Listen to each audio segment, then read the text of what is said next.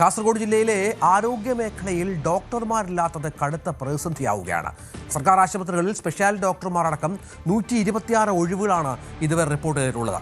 Endosulfan ദുരിതബാധിതരടക്കം ആശ്രയിക്കുന്ന സർക്കാർ ആശുപത്രികളിലെ ഡോക്ടർമാരുടെ കുറവ് വലിയ ആരോഗ്യ പ്രതിസന്ധിക്ക് ഇടയാക്കിയിരിക്കുന്നു. KV ബൈജു തയ്യാറാക്കിയ റിപ്പോർട്ട്.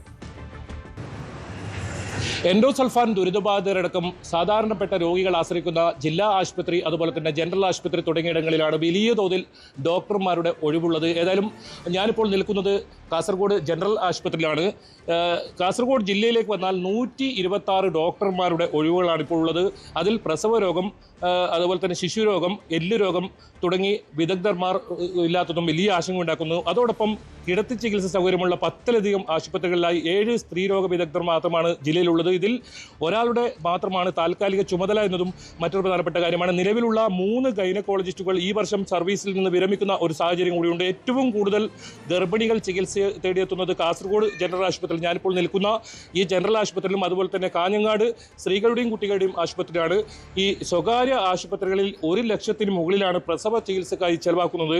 എന്തായാലും ഗൈനക്കോളജിസ്റ്റിനെ നിയമിച്ചില്ലെങ്കിൽ വലിയ ചികിത്സാ പ്രതിസന്ധി കാസർഗോഡ് ജില്ലയിൽ ഉണ്ടാകും.